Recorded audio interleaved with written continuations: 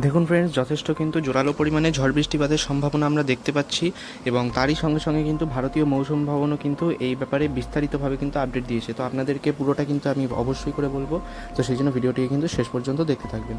So hi guys, welcome back to my YouTube channel Weather Explorer. আর ওয়েদারে আরও একটা ইম্পর্টেন্ট এবং লেটেস্ট আপডেট নিয়ে আমি আপনাদের সামনে চলে এসেছি। দেখুন ফ্রেন্ডস, আজকে কিন্তু 23শে এপ্রিল এবং এই আপডেটটা কিন্তু 24শে এপ্রিল অবধি ভ্যালিড থাকছে। তো আপনারা কিন্তু যেমনটা দেখতে পাচ্ছেন, আজকে প্রচণ্ড পরিমাণে কিন্তু গরম রয়েছে। আলিপুর আবহাওয়া দপ্তর সূত্রে কিন্তু যেমনটা খবর রয়েছে, তেমন সেই খবর অনুযায়ী কিন্তু পশ্চিমের জেলাগুলোতে অর্থাৎ পুরুলিয়া, বাঁকুড়া, তারই সঙ্গে সঙ্গে কিন্তু ঝাড়খণ্ডের বেশ কিছু অংশ আর পশ্চিম মেদিনীপুর, ঝাড়গ্রামেতেও কিন্তু 40 থেকে 42 ডিগ্রি সেলসিয়াস পর্যন্ত কিন্তু প্রবল তাপমাত্রা রয়েছে। তার সাথে কিন্তু তাপপ্রবাহের প্রভাবও রয়েছে। অন্যদিকে কলকাতার টেম্পারেচার কিন্তু 37 থেকে 39 ডিগ্রি সেলসিয়াস অবধি বিভিন্ন জায়গাতে কিন্তু রয়েছে। আর বাকি গাঙ্গেয় পশ্চিমবঙ্গে তাপমাত্রা কিন্তু 35 থেকে 37 ডিগ্রি সেলসিয়াসের মধ্যে সীমাবদ্ধ রয়েছে। অন্যদিকে উত্তরবঙ্গেও কিন্তু যথেষ্ট গরম রয়েছে, 34 ডিগ্রি সেলসিয়াস অবধি টেম্পারেচার কিন্তু উঠে গেছে।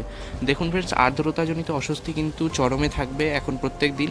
এবং আমি যদি ঝড় বৃষ্টিপাতের যদি লেটেস্ট খবরের কথা বলি, তো আজকে অর্থাৎ বৃহস্পতিবার 23 তারিখ ভারতীয় মৌসুম ভবন কিন্তু বলেছে যে দক্ষিণের জেলাগুলোতে অর্থাৎ আমাদের পার্শ্ববর্তী কলকাতা এবং তার পার্শ্ববর্তী জেলাগুলোতে দমকা হাওয়া সহ কিন্তু কিছুটা বৃষ্টিপাতের সম্ভাবনা রয়েছে, অর্থাৎ হালকা কিন্তু কালবৈশাখীর সম্ভাবনা রয়েছে।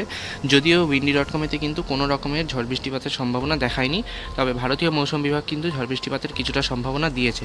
অন্যদিকে বাংলাদেশ এবং আসাম আর অর্থাৎ উত্তর পূর্বের যে রাজ্যগুলো রয়েছে, অরুণাচল প্রদেশ, মিজোরাম, মণিপুর, ত্রিপুরা, আসাম, ওই সমস্ত অঞ্চলেতে, মেঘালয়, ওই সমস্ত অঞ্চলেতে কিন্তু রীতিমতো ঝড় বৃষ্টিপাত চলতে থাকবে। আগামী 5 থেকে 6 দিন অবধি প্রায় সব জায়গাতেই ঝড় বৃষ্টিপাত চলবে।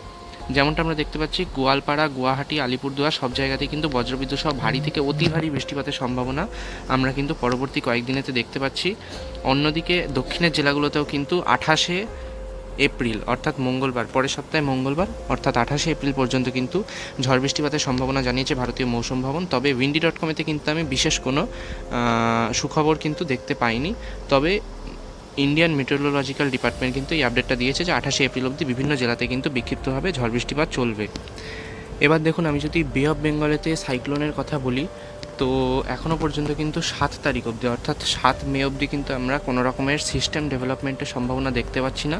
তবে বঙ্গোপসাগরেতে কিন্তু অনুকূল পরিস্থিতি ধীরে ধীরে তৈরি হতে পারে, যেটা ভবিষ্যতে গিয়ে কিন্তু নিম্নচাপ তৈরির মতো পরিস্থিতি তৈরি করতে পারে। তবে এখনও পর্যন্ত কিন্তু কোনো দৃঢ় আপডেট এ ব্যাপারে পাওয়া যায়নি এবং অবশ্যই করে পাওয়া গেলে কিন্তু আমি আপনাদেরকে জানাবো। তো আজকের জন্য এটুকুই। এরকমই ওয়েদারের লেটেস্ট আপডেট পেতে আমার চ্যানেলটিকে সাবস্ক্রাইব করতে ভুলবেন না।